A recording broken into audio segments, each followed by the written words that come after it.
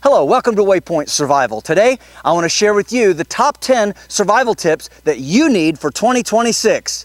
The 10 P's of preparation. Stay tuned.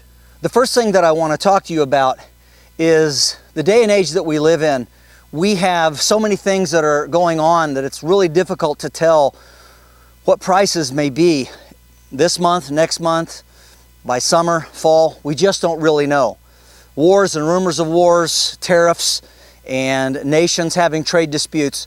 So there's a lot of things that can cause us to maybe not be able to get all the gear that we want, something that we're planning for. Hopefully you get some gifts for Christmas if you celebrate that, or for your birthday or something like that. But the bottom line is, there's a lot of things out there if you're trying to get prepared, if you just want to go out and practice your survival skills, all the way from tents to sleeping bags to gear, from primitive all the way on up to modern gear. And that stuff costs money. And so the first P of our 10 P's of preparation is you need to purchase it now. If you know you need it, get it now. It'll only cost more later. Number 2. Prepare your health. You know, fitness, strength, and stamina are the most important tools that you own. As a matter of fact, a healthy body lends itself to a healthy brain. And you can think more clearly, you can strategize better, you will be stronger and more easily to cope with whatever situations occur if your body is in the good shape that it should be. And so you should focus this year on getting yourself in the best physical health that you can. And sometimes that just starts with doing some simple exercises. You don't necessarily have to join a gym, although that is very motivational. But I think a good idea is to set some goals, weigh yourself, find out what your needs exactly are in that area, and then attack it with a vengeance.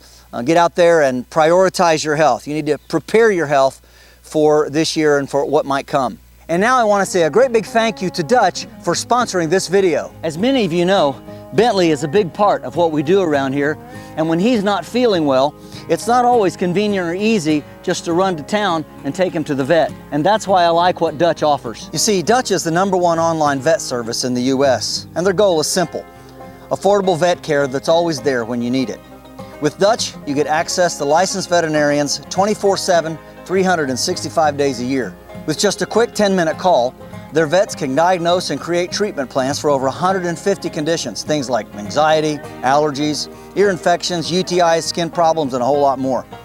They've already helped over 600,000 pets. But here's the part that still amazes me. They can treat up to 90% of pet health issues virtually. And they make it easy. If your pet needs meds, they'll ship customized prescriptions right to your door with free delivery. There's no clinic fees, and you get unlimited visits as well as follow-ups. And you can cover up to 5 pets on a single membership. A lot of folks even save up to $650 a year. Plus, they even offer up to 20% off of flea and tick meds, and that itself is a great deal. So if you'd like to see for yourself what Dutch has to offer, either scan the QR code that's showing on your screen, or you can click the link in the description box as well as the top pinned comment of this video. So once again, a big thank you to Dutch for sponsoring this video. And if you'd like to have affordable pet health care available 24/7, anytime you need it, make sure and give Dutch a try. Number 3, you need to ponder your skills. You need to really think seriously about your level of preparation, your level of ability. A lot of people think they can do more than they actually can. We all imagine that in an emergency we will just rise to the occasion and we'll improvise, adapt, and overcome. But the truth of it is, a lot of people, we have really good imaginations, but sometimes our experience is a little lacking. So be honest about what you really can do and what you still need to learn. And so this is why we teach classes. That's why we have the online digital course, so that you can make preparations at your own pace and speed. And I personally enjoy teaching and instructing people, and it's so interesting when folks come out to the classes. A lot of them are very knowledgeable already in certain areas, but they don't have a well-rounded skill set. Number 4, profess your weaknesses. You can't fix what you won't acknowledge. And again, this goes with the previous point, but it's still very, very important for you to be able to understand where you lack. Number 5, you need to protect your core. It's important for us to protect what really matters to us. You know, our family, we need shelter, we need water, heat, security, all of that stuff. Those things that we consider fundamental. You know, on any camping trip, we try to make sure that we have everything that we need packed into our backpack. But, you know, you can't carry enough in a backpack for a long-term emergency. And depending on where you live, that could be tornadoes, could be hurricanes, could be earthquakes, could just be an ice storm, an extended power outage, which happens to a lot of people in the wintertime. But whatever it is, we want to make sure that we are protecting the core. And I don't just mean the physical core. You know, we often think of that in terms of our body and what we need to stay warm and all of that, and that's very important. But there are other core items that if we don't have that stuff figured out, not only will we suffer more, but those that we care about and that are responsible for our care, like this fella, may not do so well. And so we want to make sure we mitigate that one too. Number 6 is produce your own gear list. Stop copying what everybody else does. You need a gear list that fits you, your family, your health needs, any medications that you might require. All of us have different wants and ideals that we are hoping to achieve. And so you need to make sure that you know what you have. Same thing fits for a survival kit or a first aid kit. A lot of people will buy something off the shelf and they just throw it in their pack. I'm ready to go. And they have no idea how to use the components. And they may find out that the manufacturer, in order to keep the price down, put some of the absolute cheapest and sometimes some of the most worthless components in those survival or first aid kits. And they just don't hold up. You're much better off to buy the kit, because a lot of times they have really nice little boxes or pouches that they come in, and you can use out of there what is useful, but then you need to replace it with high quality components and things that you personally know how to use, which means you need to get some first aid training and some wilderness first aid training, self-aids, things like that, so that you understand how to do a little bit more than just put on a Band-Aid. And producing your own gear list is a great exercise in helping you fill in the gaps that you don't even realize that you have. Number 7, you need to plan some real dirt time. You know, you can sit in your living room or watch your cell phone or the big TV on the wall, whatever it is, but not getting out there and actually doing it yourself, you're missing most of the experience. You need to train for real. In the hot, in the cold, in the rain, in the snow, when it's uncomfortable, times when you'd really rather just be indoors. You need to practice sleeping on hard surfaces, making bushcraft beds, and sleeping in all sorts of things from tents to hammocks, whatever your back and your fitness will allow. Make sure you harden yourself to that discomfort. Get some real dirt time.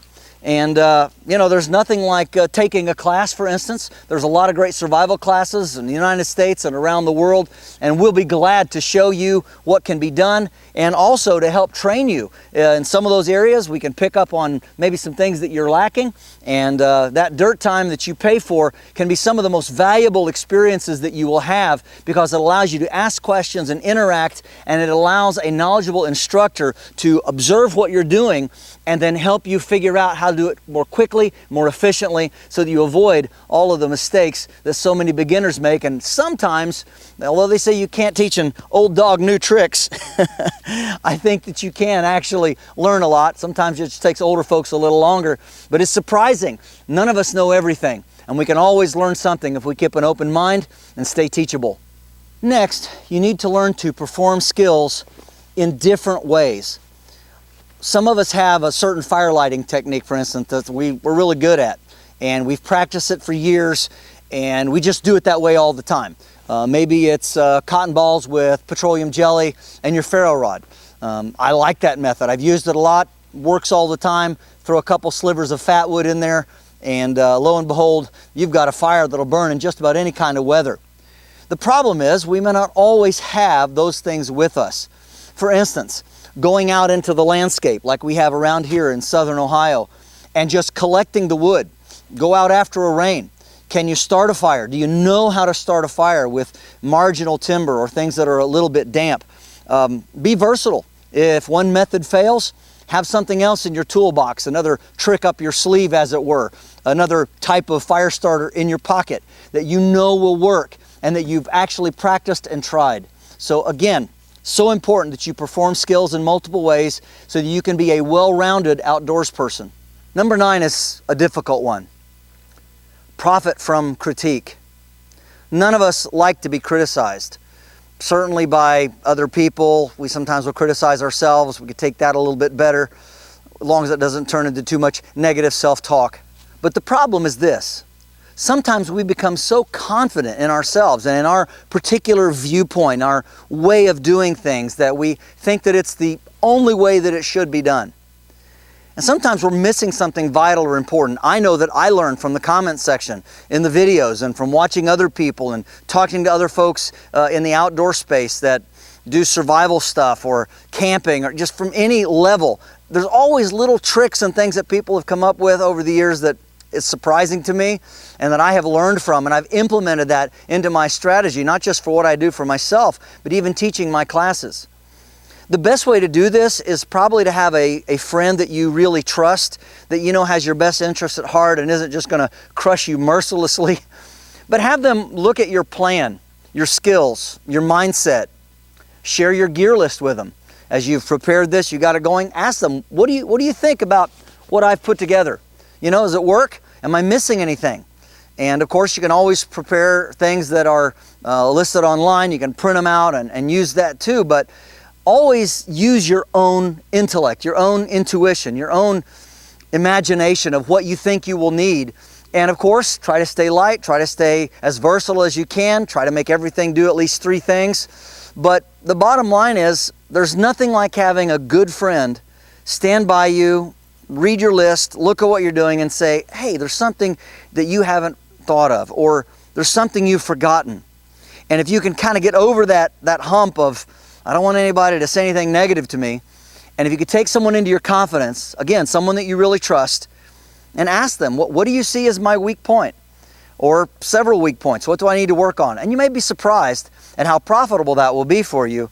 You can actually profit from critique, and it helps you be a better student and a better learner. And if you're out there showing other people what to do, it makes you a better teacher. Because remember, it's one thing to give out critiques. It's a whole different matter to be able to receive it. And once you do those things, it just makes you a better leader. And finally, number 10, you need to learn to persevere through adversity. You know, it doesn't have to be some big disaster. It doesn't have to be some life-changing moment, but hard times are coming. Times where people will get sick, there will be job losses, there will be things that will happen to disrupt the economy. Gas goes sky high again, and it's hard to keep fuel in the vehicle. Electricity prices go high, and you're trying to cut back every way you can to make ends meet. And so the more that we are able to persevere through adversity, it helps us as people. If you're always seeking the easy path, if you're always trying to avoid any problems, then what's going to happen is when something really serious happens, you won't have the perseverance or the ability to look through that circumstance. The sun is always shining, maybe behind the clouds, but good times will come again. And we can't quit. We have to learn how to push through and overcome. And you know, it's been a way of life for thousands of years for us human beings. It's only in the modern era, really in the last 50, 75, maybe 100 years, depending on where you live and who your family tree is. But you know, it's only been recently that we've had it so good. Most of our ancestors lived difficult, hard, and sometimes short lives. We've got it real good. And so the best thing that we can do to prepare for this coming year and for all the things that are happening is we prepare ourselves for adversity. And I've kind of been talking about that in all of these 10 P's of preparation. Because you know, if you've camped out at 20 degrees, it's not a big deal to camp out at 50. And if you've camped out at 0 degrees, then 20 feels a lot warmer. Basically, it has to do with your level of experience, what you've been able to endure. And once you overcome that, then anything less is just that much easier. Come here. All right. Well, thank you so much for watching and listening. I hope these are helpful for you, these 10 P's of preparation. And It's a new year, but really for any year, this is going to work. These are great principles to live by, and I hope that you can profit from them as well as all the other things we've talked about. This is James Bender for WayPoint Survival. If you like this video, please give it a thumbs up. Also, make sure and check out the links in the description box below, just under the More button. While you're down there, you'll find the link for our WayPoint Survival digital class. This is where you can train in the comfort and convenience of your own backyard the top 20 skills that we consider to be the most important from our Phase 1 Survival and Bushcraft class. You'll also find the link where you can sign up for the WayPoint Survival and Prepping 101 newsletter, completely free and chock full of great information that you're going to want this year. Also, you'll find the waypointsurvival.com link, and this is where you can sign up to take in-person classes here at our beautiful training facility in Southern Ohio. And if you haven't already done so, please subscribe to the channel. We'd really appreciate it. And when you do subscribe, make sure and press that bell button so that you can stay notified of all of our upcoming videos, and we'll talk to you next time.